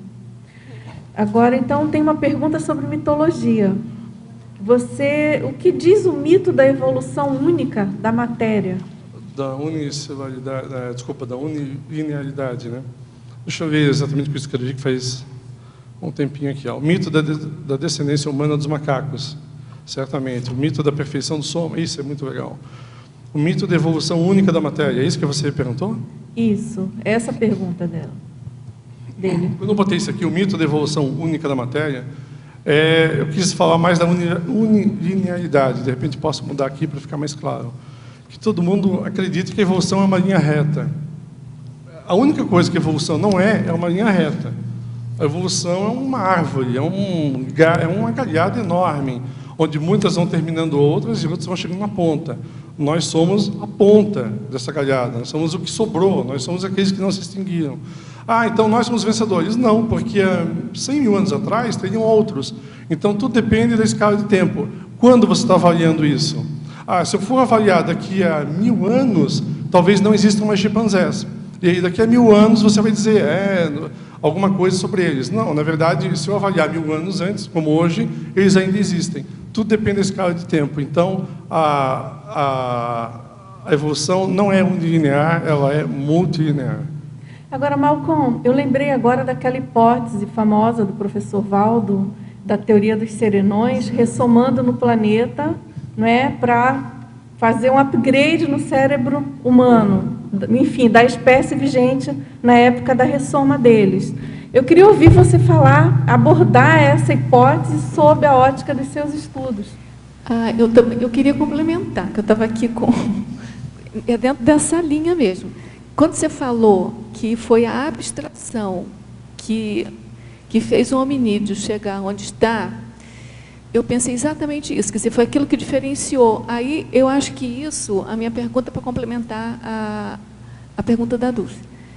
Você acha que isso pode ter um ponto de encontro com aquela tua hipótese, não é hipótese, conclusão até, de acordo com os números, de que houve transmigração, e aí eu incluiria nessa transmigração esse papel de consciências mais evoluídas, porque a abstração é um atributo da consciência, não é do corpo, né? Perfeito. Aí, é só para complementar, que eu estava com essa pergunta. Eu adorei o que você falou, porque eu acho que tem muita lógica. De verdade. A abstração ela é um mecanismo imenso, já bastante explorado aí por teorias pigetianas, por exemplo. Quando surge a abstração, aí a criança passa a entender o outro, né? Até então ela está no mundo concreto. Quando ela abstrai, tipo, opa, agora eu consigo me botar na sua posição. Até então eu não consigo. Então o meu julgamento sobre você é falho. A partir do momento que ela começa a abstrair, ela passa a se botar na tua posição. Opa, agora eu entendo o que você sente em relação a mim. E aí começa toda uma série de teorias de desenvolvimento da abstração. Mas vamos lá. A abstração é uma ferramenta muito, muito forte. Ela permite, por exemplo, fazermos instrumentos para fazermos instrumentos. Então, quantos instrumentos, quanta coisa tem aqui que só foi possível porque outros criaram outros instrumentos. Que eu não sei como funcionam, mas eu sei como fazer outros a partir daquele. Então, a cadeia abstrativa, ela dispara. Ela dispara no processo. Então, se nós temos um córtex, vamos lá, similar ao processo dos neandertais, por que não? Uma consciência com competência para fazer esse nível de abstração faria uso daquele equipamento, que outra não conseguiria fazer. É uma ótima ideia. Mas aí, como é que... Antes de falar mais sobre isso, eu queria falar sobre uma coisa que eu não quero esquecer. O mito da perfeição de soma. Isso pouca gente se dá conta. Eu ouço muito esse papo, como o corpo é perfeito. Já ouviram isso? Meu, que perfeição. É tão perfeito que quando eu entro numa loja, o meu pé cabe dentro do sapato. É incrível. É incrível. Eu compro 44 e cabe certinho. É impressionante. Essa é a perfeição. Ou seja, na verdade, nós estamos muito adaptados. Então, nós estamos adaptando o mundo a nós e não nós ao mundo. Então, o mundo é perfeito até que você seja diferente dele. Aí não é mais perfeito. Aí você não é mais perfeito. Vou dar um exemplo. Alguém aqui é canhoto? Nesse público. Tem alguém canhoto aqui? Não? Vocês já abriram lata com um abridor de latas? Tipo uma lata de sardinha? Ok, comprem um abridor de latas de canhoto e tentem abrir a lata de sardinha. Vocês vão passar um trabalho imenso. O que eu quero dizer com isso? Que o mundo, para ele, não é perfeito. Ele não é perfeito para o mundo. Ou seja, a perfeição tem critérios de avaliação. Então, nós achamos que é. O dedo opositor, nossa, que perfeição. Não é perfeição. O mundo, eu vivo com ele, logo ele é perfeito para mim. E aí o soma tem essa classificação. Ou seja, se eu ressomar num soma diferente em outro planeta, nossa, que perfeito! Ou seja, vai ser diferente desse e vai ser perfeito ao mesmo tempo. A perfeição é uma posição extrema. Por que eu estou dizendo isso? Por causa da evolução. Porque da mesma forma, em qualquer corte evolutivo, que perfeito, a gente sempre vai achando perfeito. Aí quando você olha para trás, não era perfeito. Por quê? A tua realidade é diferente da realidade de hoje. corpos mais frágeis teriam mais dificuldade para atravessar um deserto. Ou corpos menores conseguiriam atravessar porque despendem menos energia, ou maiores despendem menos energia, depende. Mas vamos lá, eu só queria botar esse ponto para não esquecer, e tu queria complementar ainda, né? O que eu achei que você tivesse terminado, eu ia complementar. Se você vai complementar, tudo bem. Vamos lá. É porque, só para saber por que eu tive essa ideia, né? Porque quando se falou aqui da abstração, eu me lembrei que o professor Valdo, de vez em quando, ele fala assim, o que ele mais queria era saber um atributo que o serenão tem, que ele ainda não sabe que tem. E aí eu fiquei imaginando que a nossa espécie hominídea, que deu na gente, né? Ela deve ter adquirido esse atributo da abstração com uma coisa rara, de alguma descendência assim, rara, que pode ser um extraterrestre, que no caso a gente chamaria de serenão naquela época, entendeu? É mais ou menos esse raciocínio que eu queria fechar com o que a Dulce perguntou. Então vamos tentar trabalhar as duas questões ao mesmo tempo? Fica à vontade. De certa forma elas têm ligação, vamos ver se a gente chega lá, né? Isso foi botado na hipótese lá, certo? Antes da hipótese, tem alguns itens que vale a pena suscitar. Aqui nos mitos mesmo, né? Tem esse mito aí da superioridade. Deixa eu ver. Esse mito... O mito da superioridade racial, né? O mito da matéria como única verdade e tal. Da superioridade racial, eu botei ali o mito, mas não é racial, ela é genética, ela existe em alguns pontos. Pessoas afrodescendentes, elas têm muito mais resistência para longas caminhadas do que pessoas europeias. E assim por diante. Ou seja, existem diferenças que são intrínsecas aí às espécies. Então, se você olhar, certamente vão haver... Tem um programa na TV que chama Super-Humanos, que é do Stan Lee, que é muito interessante. Lá você vai ver pessoas com habilidades imensas que não se comparam à maioria das pessoas. Uma pessoa lá, por exemplo, que você é um cara fortinho, mas não é nada musculoso, não é um fisiculturista. Ele pegou um martelo de aço e dobrou o martelo de aço como se estivesse dobrando, sei lá, uma caneta de borracha. Então, como é que ele fez isso? Então, ele não tinha massa muscular para isso, mas ele tinha velocidade de flexão do processo. Tinha um outro caso que eles estudaram e apresentaram, que fazia cálculos matemáticos com a cabeça, mas ele não era autista, não era Asperger, não tinha nada de diferente. Ele era um cara normal. Só que ele fazia cálculos com uma velocidade absurda, de tão incrível que era. E davam números tipo assim, 53, ok, mais 27, agora multiplica por 30, agora são mais 200. Nessa ordem, e ele terminou, quanto é que dá? 3.420, sei lá. Ou seja, ele tinha uma habilidade imensa. Aí pegaram esse sujeito e botaram dentro de um sistema de ressonância por imagem. Vamos ver o que o cérebro dele consome. Fizeram algumas perguntas matemáticas para ele. Depois pegaram uma pessoa normal, que é o entrevistador, e submeteram o mesmo exame. Vamos ver a diferença de consumo de oxigênio por área cognitiva no córtex. Todo mundo imaginava o quê? No cara que fez o cálculo vai estar mais aceso. Não. No cara que não tinha essa habilidade, estava super aceso. Exatamente. Ou seja, o normal lá, o entrevistador, fazia um esforço enorme para chegar naquele raciocínio. O outro sujeito é normal. É como perguntar 2, mais 2, mais 2, mais 3, mais 2, mais 1. Ou seja, a mesma coisa. Então, que conclusão você vai chegando? As habilidades existem. Assim como tem o contrário. Tem superdotados aí na jogada. Então, você vai ter pessoas com mais e com menos habilidades. Quando eu botei superioridade racial, a questão que eu quis botar aqui é de raça. Não é tão simples. Não é de raça. Ela é endogênica e espalhada pelo mundo todo. Ela não é filogênica. Ou seja, você vai ter uma pessoa lá com uma habilidade incrível, outra pessoa em outro lugar com uma habilidade incrível. E o contrário. Num outro ponto, uma pessoa com deficiências cognitivas em muitos aspectos. Então, se acontece para trás, acontece para frente. E ir para frente sempre é mais difícil de detectar, porque não é tão notável. Foi isso que eu quis botar na superioridade racial. Tudo bem. Tudo bem? Marco. Vamos lá. Ou não, senão tem um comentário sobre abstração. Não, ele vai comentar ainda. A hora que der para eu falar, você me diz aí, continua a tua...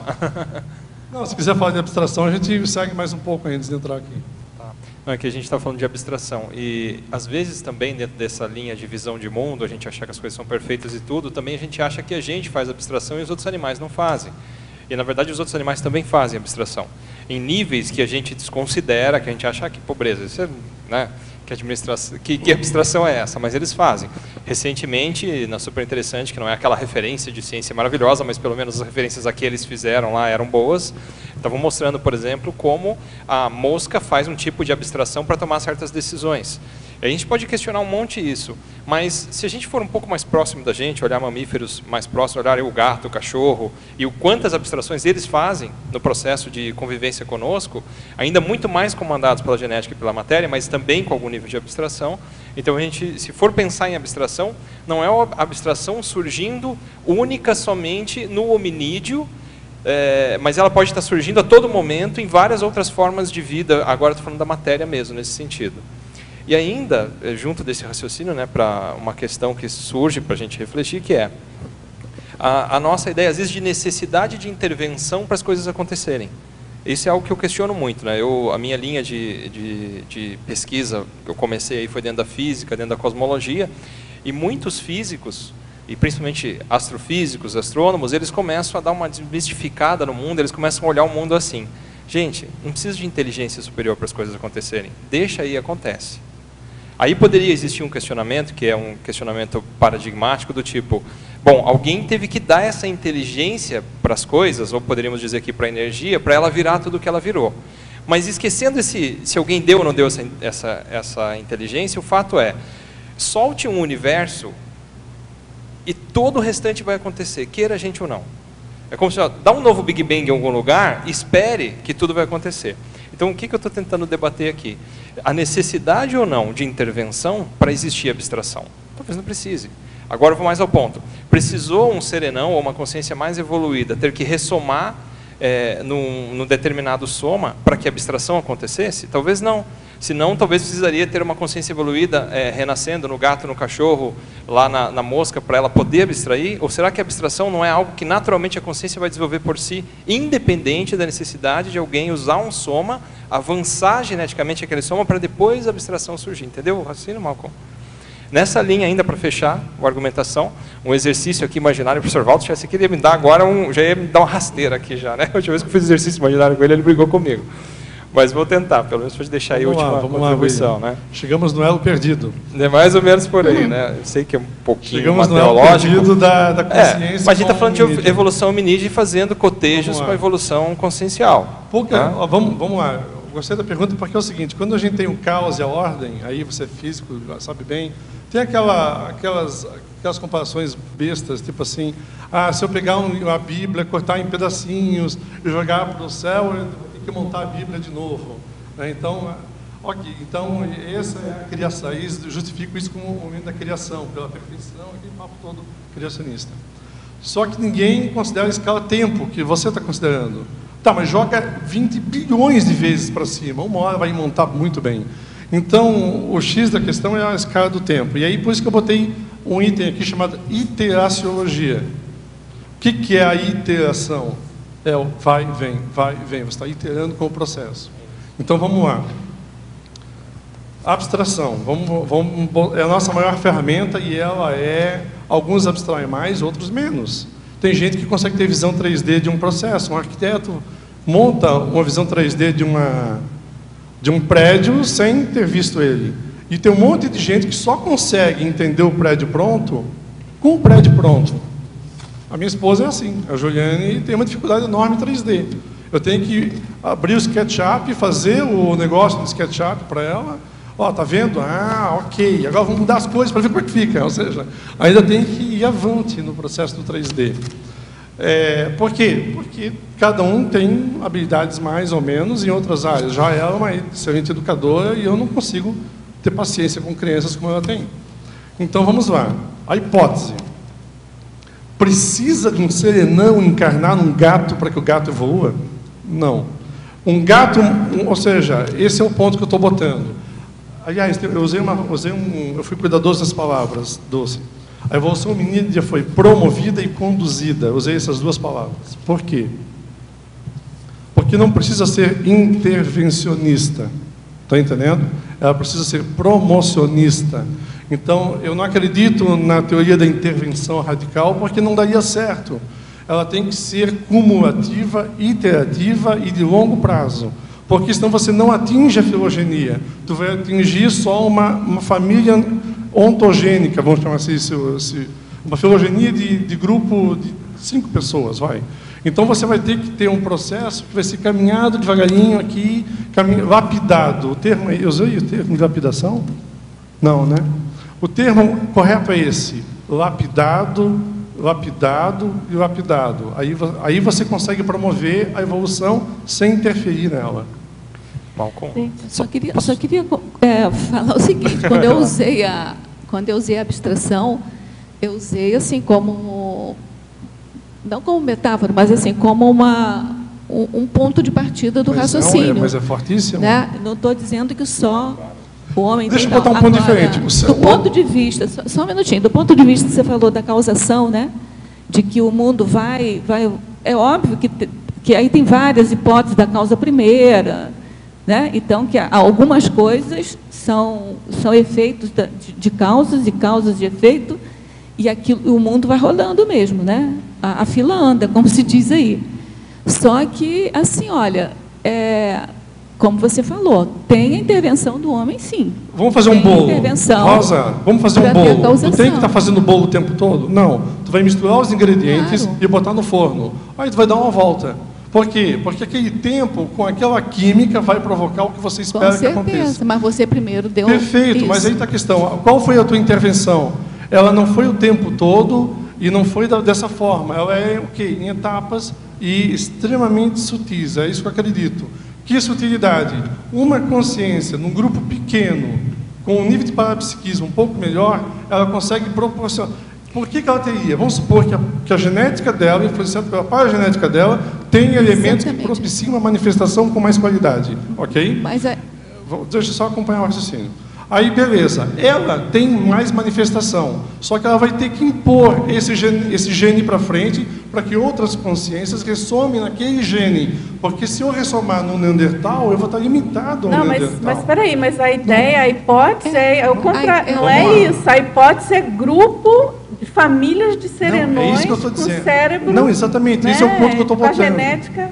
Esse é o ponto que eu estou botando. Eu preciso de quê? Isso. Eu preciso mudar a genética de uma população. Isso. E a genética de uma população, você não vai mudar numa pessoa encarnando num ponto. Isso está claro para a gente. Então, é isso aí. Agora, eu não preciso ter uma super consciência encarnando naquele corpo. Eu posso ter uma consciência melhorzinha do que aquele grupo, porque só aquilo já faz o passo à frente naquele nível evolutivo. A lógica da seriexalidade, a lógica da vida, da ressoma e dessoma, da miscigenação é exatamente essa. É isso aí. De você vir, às vezes você tem uma paragenética muito ainda debilitada, ou você vem numa família mais consistente para você... Naquela miscigenação, é claro que ninguém vai mudar de uma hora para outra, mas aquilo fica como se fosse uma semente. É isso mesmo. Né? E aí, mas assim, eu como vou dizer, eu confio, eu acho lógica essa hipótese de ter vindo serenão não só de lá para cá, mas como daqui, possivelmente a gente tem aí, de serenão aí você é uma denominação de alguém que tem qualidades que você ainda não tem. Eu botei consciências evoluídas, né? Que exatamente para dizer que estariam acima daquelas consciências. Né? Eu particularmente considero, com a minha leiguice sobre o assunto, muito interessante você observar os saltos evolutivos, essas ramificações das diversas espécies, homos, enfim, da hominologia em geral, e cruzar com isso essa hipótese. Porque é óbvio que, conforme mesmo você colocou, e a gente sabe a questão da estrutura cerebral, da massa cerebral, né? E como que isso aconteceu, né? Então, a mim me parece bastante lógico isso. Um grupo, ninguém está falando de uma pessoa. Sim. É um grupo influindo na genética que, por sua vez, vai acabar... A paragenética mais evoluída se sobressaindo naquela... linhagem, o salto, aspas, olha só, né? o salto de, vamos chamar, de evolução da massa cerebral, da biomassa, ela passa a acontecer a partir de 800 mil anos para frente, mais ou menos, quando ele tem uma alavancagem enorme, ok? Porém, ela acontece na linhagem Homo erectus para frente. Até então, você tem uma linha meio reta, com leve tendência de alta, ok?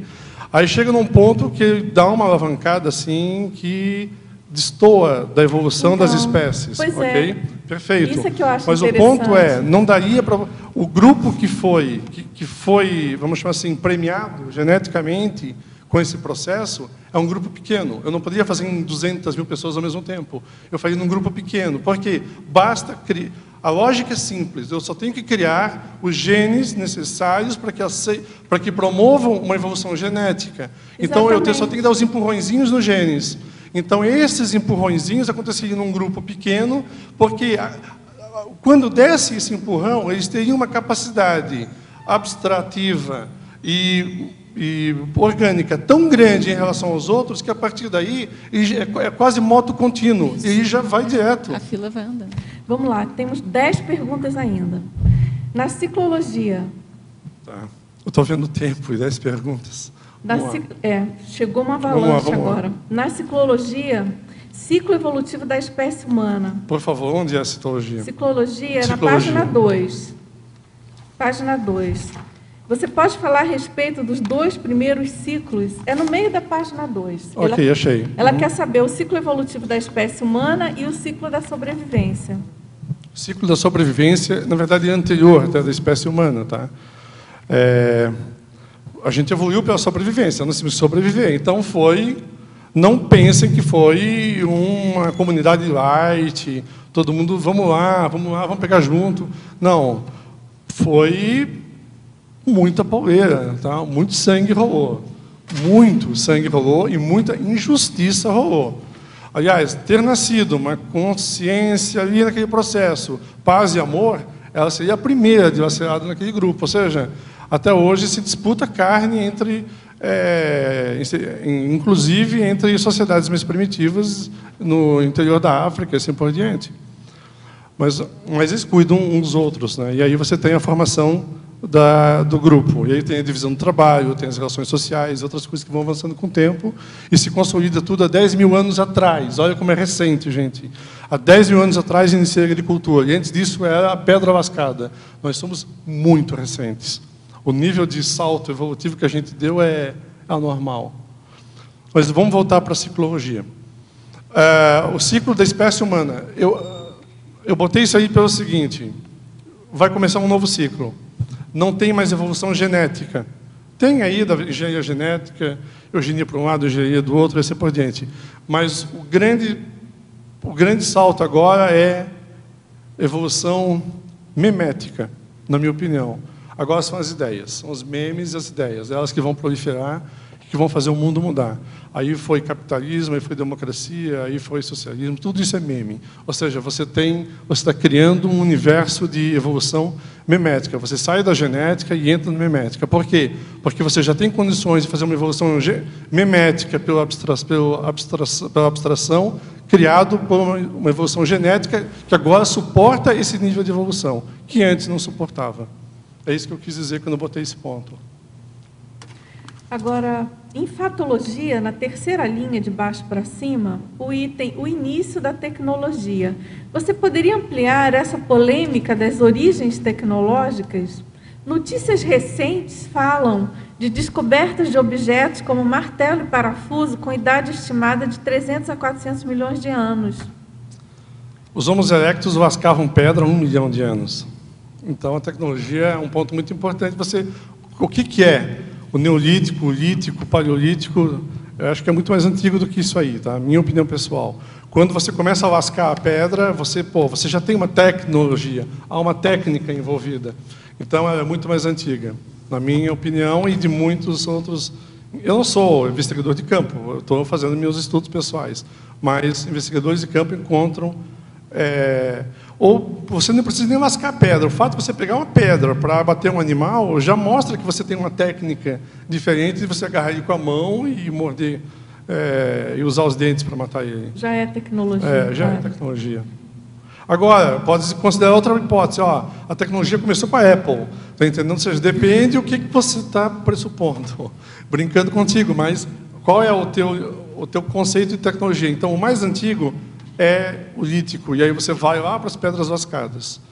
Não é o machado, é antes disso. Agora, aproveitando a inclusão da primatologia na interdisciplinologia, na última linha, na página 10... 10? Tem 10 páginas? Engraçado, que tem mais de um... Você colocou Tecnologia. como disciplina, você incluiu a disciplina primatologia. Tá, obrigado. Tá? Ok. É só sobre a disciplina primatologia. Ele pergunta, para ampliar a ideia, favor falar mais sobre tal especialidade em relação à compreensão da evolução consciencial. Se você avaliar comportamento de grupos de macacos, você vai entender. Por isso que eu botei primatologia. Eu estudei isso aí lá no mestrado. Tive que ficar lendo sobre macacos um tempão para entender sociobiologia. Por exemplo, a taxa de coesão de um grupo de símios, no caso, grandes primatas, vamos pegar aí os chimpanzés. Vamos pegar os chimpanzés. Eu tenho dois grupos diferentes. Eu tenho os bonobos e os chimpanzés. Os bonobos foram classificados há menos tempo. São muito parecidos entre eles. Os bonobos são chamados chimpanzés pigmeus porque eles são um pouco mais baixos e vêm na mesma região que existem os pigmeus. Ok. Mas são chimpanzés, os dois grupos. Um deles é extremamente agressivo, que é o chimpanzé. Os bonobos são extremamente sociais. Os chimpanzés têm comportamentos de grupo e grooming, que ficam lá catando piolhos uns dos outros, e que faz coesão social. Ou seja, quanto mais catam piolhos, menos violentos eles são. Nos bonobos, eles fazem muito sexo o tempo todo, por prazer e frontal. Ou seja, coisas que os chimpanzés não fazem. Então, quando você começa a avaliar os comportamentos de grupos diferentes, você vai vendo, pô, isso ajuda muito a entender a nossa espécie. Então, o que mantém uma coesão de grupo humano? A gente não faz sexo o tempo todo, antes fosse. A gente não fica catando piolhos nos outros, Deus me livre. Eu nem tenho como tê-los, certo? Então, o que torna a coesão social do grupo humano? É a linguagem. Nós temos a linguagem como a nossa taxa de grooming. Quanto mais nos comunicamos, menos violentos nós somos. Então, para ter ideia do tipo de... como uma ciência ajuda a outra e por que a interdisciplinaridade nesse caso. Agora, por favor, se possível, fale sobre a relação do paramicrochip e a cronologia da evolução. Onde está isso, por favor? Ela não colocou. Você deve ter colocado paramicrochip em algum lugar, não? Porque eu queria ver os adjacentes. Não, né? Mas você deve ter falado da cronologia da evolução. Não, isso se não eu falo falou, em diversos lugares. Está íncito, né? Então, vamos pensar na relação que existe... Eu não suspeitaria, eu não contradigaria, por exemplo, que um paramicrochip fosse implantado numa espécie, por exemplo, para fazer uma alavancagem, ou em muitos elementos de uma espécie, para permitir um nível de abstração, para permitir uma perpetuação genética. Está entendendo? Não suspeitaria de uma situação dessas. Malcolm, está aqui o que ela perguntou, a cronologia da evolução das espécies hominídeas, e depois que é em fatologia. Aonde, Fabiana? Fatologia, na primeira, segunda, terceira, quarta, aqui na sexta linha, no meio da fatologia. Ah, está aqui. Aqui, a cronologia da evolução das espécies hominídeas. Foi daí que surgiu a pergunta. A cronologia da evolução das espécies hominídeas, essa aí é exominídea? Você já comentou isso. Mas foi daí que surgiu a pergunta dela. Não, ela está dizendo para ele onde está a citação da pergunta que ele não estava encontrando, entendeu? Mas o paramicrochip não estou citando aqui, eu estou? Eu acho que paramicrochip você não falou, acho que não, acho que você não falou. Mas por quê? Por quê? Porque houve seleção natural. Tá? Por isso que eu acredito que possa ter havido... Isso seria uma ferramenta. Tudo é tecnologia. A gente vive aqui chamando de natureza, mas, na verdade, isso é tecnologia. O corpo humano é uma tecnologia. Então, tudo se resume à tecnologia. E essa é uma tecnologia que nós não compreendemos. E por isso que a gente acha tão exótico. Só para trabalhar mais, Eu estou em casa com o meu computador aberto. Um gato passa no meu computador, bate nas teclas e sai. Pensa nesse gato. Ele entende o que eu estou fazendo, ele não tem capacidade para entender o que eu estou fazendo. Ele não tem capacidade para entender o que é um computador, muito menos o que está dentro, ou o que está sendo feito através daquele computador. Então, ele não tem competência cognitiva nenhuma para entender esse universo. Então, para ele, está passeando, que é um carinho. A nossa relação com o nosso universo orgânico não é tão diferente. Nós estamos aprendendo a usar tecnologias que nós ainda não compreendemos. Estamos bem no começo dela, inclusive. Isso. Agora, lembrando, né, para os teletertulianos, assim, em geral, que o paramicrochip é uma tecnologia de psicossoma, né? É uma paratecnologia, mas que converge perfeitamente com essas hipóteses de aporte ajudaria muito de no processo, ajudaria? Exatamente. Meu Deus, e como? Pode ser uma paratecnologia para ajudar determinadas consciências. Eu não chamei nem paramicrochip, eu chamei, há uma paratecnologia de processo. Deixa eu botar um ponto importante. Eu acho que, já que estamos falando de espécies, veja bem, poodle. Quem tem poodle aqui? Eu sei que eu tenho um poodle vira-leite. Perfeito. Qual o tamanho desse poodle? Mediano. Ele é bonitinho, fofinho, uma gracinha? Lindo. Ok. Você acha que esse poodle sobreviveria 1 milhão de anos atrás na floresta? Ah, muito difícil. Pois é, esse poodle foi criado. Quase impossível. Como é que um bichinho fofinho... Ele seria um hambúrguer numa floresta para algum animal faminto, certo? Ok. Esse poodle foi criado por seleção artificial.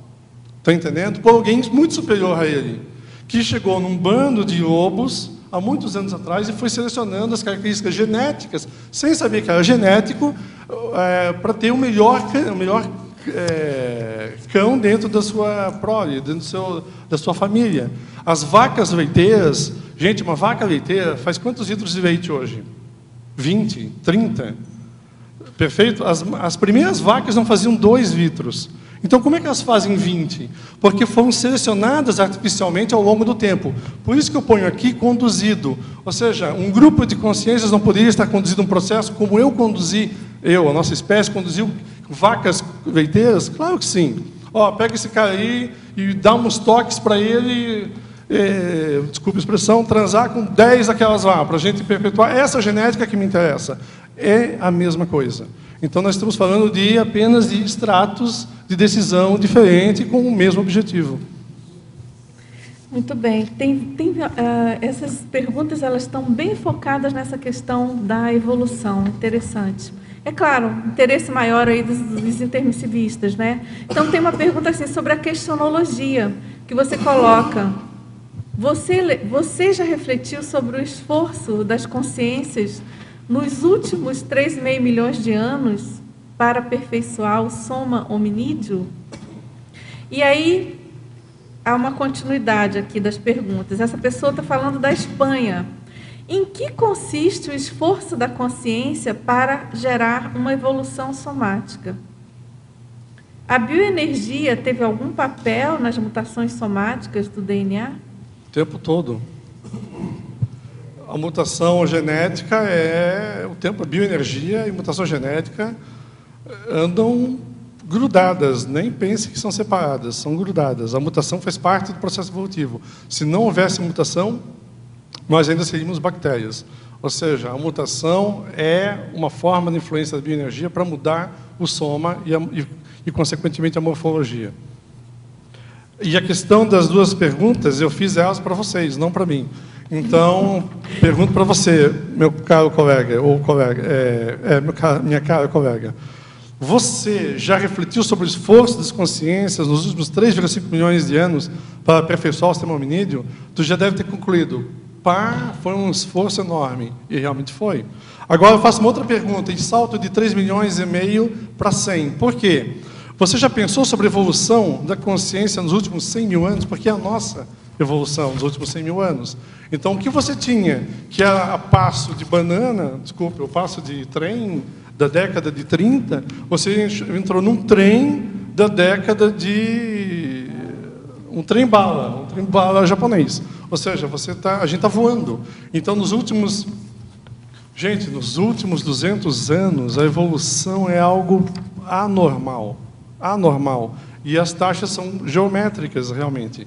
O William e eu conversamos sobre isso diversas vezes já lá na Reaprendência, em discussões internas. É inacreditável. E é por isso que eu faço essas perguntas. Agora, tem uma pergunta. Em sua opinião, ou estudos feitos, qual é a tendência evolutiva humana? Seremos menores, porém com crânio mais desenvolvidos ou maiores, mais robustos e definidos? O que você pensa? Vamos ser iguais, essa é a minha opinião. Porque nós não somos mais uma equipe pequena, de 10 mil homens, vivendo na mesma região geográfica. Pior, nós já temos tecnologia para mudar o clima. Vamos pegar esse lugar aqui. Ele está extremamente agradável. Tem ar-condicionado ligado? Tem. Nós estamos adaptando o meio a nós. E não estamos mais nos adaptando ao meio. Então, nós estamos começando a vencer as intempéries do clima. E a Terra vai esfriar, nós vamos entrar numa nova era glacial. Nós estamos no ápice de uma era interglacial, já começando a descer. Não me vem falar de efeito estufa, porque isso não vai fazer diferença numa glaciação. Então, o que vai acontecer? Nós vamos novamente sobreviver como? Com tecnologia, que a gente não dispunha antes. É isso que vai acontecer. Você vai continuar tendo o mesmo crânio, a capacidade vai ser de 1.400. E pior, a gente, inclusive, desenvolve tecnologia para manter genéticas deficientes. Estão entendendo isso? Então, tem um esforço gigante da ciência para manter uma genética deficiente. Eu não acho, porque o que importa é a consciência, não a genética. Então, vamos pegar o caso de Stephen Hawking. Uma genética deficiente, está lá, mas o cara é importantíssimo para a nossa ciência, perfeito? Estamos, graças à preservação da genética deficiente dele, eu preservo a manifestação da consciência dele. Então, nós já estamos preservando genes ruins, porque me interessa a consciência que ocupa aquela genética. Agora, tem um e-mail aqui de um biólogo. Então, ele coloca assim: é com entusiasmo que li seu verbete e assisto a tertúlia. Sua proposta da ligação entre a teoria da evolução darwiniana com a conscienciológica é algo que sempre quis colocar em pauta e fico feliz que tenha alguém com esse objetivo no rol. Espero gescões. Por favor, me manda um e-mail. Tem como fornecer um e-mail para esse povo? Claro. Me manda um e-mail. Aqui, ó. Você é biólogo, eu não. Eu ainda não terminei a obra.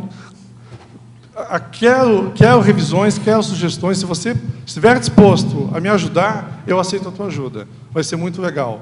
Porque acho que essa lacuna tem que ser preenchida sim. Se não preenchermos, a academia continua nos achando o que eles acham que é. Quando a gente começar a preencher essas lacunas, o papo vai mudar. É isso que eu penso. Certamente. Então, ele faz duas perguntas. De que modo você conseguiu integrar a graduação em Ciência da Computação e pós-graduação em Engenharia da Produção no estudo da evolução humana? Mais especificamente, como conseguiu abertura na Engenharia da Produção no estudo de redes neurais artificiais? As daquelas histórias que a gente conta em mesa de bar, está entendendo?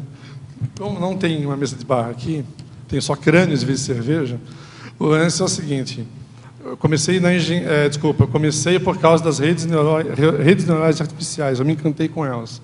E uma coisa leva a outra. Redes neurais artificiais. Quando eu comecei a entender redes neurais e comecei a construir minhas próprias redes, eu vi, é matemática de mais e biologia de menos. E aí eu voltei para a biologia. Olha só, a minha primeira aula foi lá no campus da neurociência, foi com o pessoal da neurofisiologia. E eu lembro que eu entrei na sala, quieto, matriculado, sentei lá no meu canto. E tinha uns 10 alunos, além de mim. Aí entrou o professor, gente boa, um grande professor. Começou, nome e formação. E foi todo mundo. Farmácia, medicina, biologia, biomedicina. E chegou a minha vez, computação. Aí o professor olhou para mim. O seu nome é Malcolm. Malcolm, você está na sala certa? Eu acho que você tem que estar do outro lado do campus. Eu, não, é aqui que eu quero estar. Aí o doutor, você não vai acompanhar o ritmo dessa turma, Malcolm. Aí eu, não, isso é um problema meu, não seu, eu quero ficar aqui. E ele, tá bom, vamos em frente então, você corre o risco? Corro. Então, aí eu não parei mais. Aí eu fiz neurofisiologia, etologia, sociobiologia, sabe o quê? Fiz um monte de eletrofisiologia, um monte de disciplinas todas voltadas para desenvolvimento de neurociência. Bom, aí ele faz uma pergunta sobre bibliografia. Talvez você possa aí complementar. Como alguém da sua procedência acadêmica não incorporou bibliografia especializada na literatura, ela não seria interessante para os mais interessados no assunto se aprofundarem? Agora, você já deu umas dicas aí, né? Mas por que eu não botei? Porque quando eu consultei os outros verbetes, Dulce, está um ponto importante que eu vou botar aqui, tá? Eles citam a página de referência, ok? Isso. E que é uma citação direta. E tem citações indiretas que vocês não usam, que faz parte da ciência. E aí eu fiquei, não tem citação indireta, onde é aquela que você apenas cita a obra, porque no conjunto da obra você extrai aquela ideia. E aí, como eu não ia achar no meio de um livro aquela palavra, eu não citei, mas eu não perguntei para vocês. Deixa eu te dar a informação, é o seguinte, nesses casos, isso é conduta exceção, mas é possível. Tá. Você pode, alguma obra que seja muito fundamental e que você usou inteira, você cita e coloca as páginas do livro inteiro. Isso bacana. É possível. Então, faltou a minha pergunta, porque quando eu vi aquilo, eu achei que era uma regra. Rosa, eu realmente não perguntei, tá? Eu não perguntei, mas existem sim, eu diria que uns 4 ou 5 livros seriam essenciais para estar nesse verbete, minha opinião pessoal. Se tiver a oportunidade de botar, eu ainda coloco, mas se não, eu cito eles aí pela internet. Me manda um e-mail, eu te mando pela internet. Bom, de todo modo, nós aguardamos mais verbetes seus, tá certo? Legal. Certamente eu espero que você continue aí, né, aprofundando. Acho que a gente poderia ficar debatendo aqui horas sobre, na minha opinião, eu penso que dos tertulianos e teletertulianos. Então, aguardamos aí mais verbetes seus. A evolução não terminou. A evolução continua. Felizmente. A evolução vai longe ainda, gente. Vai longe. Nós agradecemos muito a participação de todos, tertulianos, teletertulianos, do professor Malcolm, e aqui a presença dos nossos companheiros evolutivos, tá certo? Pela brilhante apresentação ao vivo aqui. E muito obrigado a todos e vamos aos nossos comerciais. Obrigado. Obrigado. Hoje tivemos 23 assinaturas no livro de presença, 10 perguntas presenciais, 18 online. Os recados são da Luciana sobre o Fórum de Responsabilidade Planetária, a Giovânia sobre o Congresso Autopesquisologia, Neida, a imersão em ectoplasmia, e a Cíntia, programa Amparadores. Boa tarde a todos. Como o Malcolm disse, a evolução não termina e a evolução é muito baseada em aprendizagem. Então, você que gosta de aprender através de experiências práticas e vivenciais, análise de casos reais em que as pessoas estão aprendendo, está convidado para participar do encontro preparatório para o 2º Fórum de Responsabilidade Planetária. Por que eu digo isso? A gente vai centrar toda a nossa programação em análises de casos práticos de aprendizagem pró-evolutiva. Então, num primeiro momento, nós teremos uma mesa sobre empoderamento social e consciencial, de modo que a gente aprenda a ser mais atuante, mediador entre a sociedade intrafísica e a sociedade extrafísica na resolução dos nossos problemas evolutivos. Numa segunda mesa, nós vamos analisar do ponto de vista da saúde, como é que a gente pode fazer essa nossa mediação entre o ambiente e a saúde do nosso organismo. A questão da epigenética, né? Como é que a nossa alimentação, a poluição, tudo que a gente vivencia em termos de ambiente intrafísico altera a nossa genética, que é exatamente a discussão que a gente estava fazendo aqui na tertúlia agora há pouco. E, por fim, a questão da reurbanização, que é o efeito disso tudo, né? Conforme a gente se qualifica e assiste melhor e qualifica a nossa paragenética, nós também somos capazes de reurbanizar o nosso entorno. Então, são 2 casos que serão analisados, um de reurbanização brasileira e outro de reurbanização no continente africano. Todos os interessados podem procurar a Reconsciência, ou a mim, ou a Lucimara, ali na epígrafe. Podem escrever para reconsciência, com T, reconscientia, @gmail.com. Muito obrigada.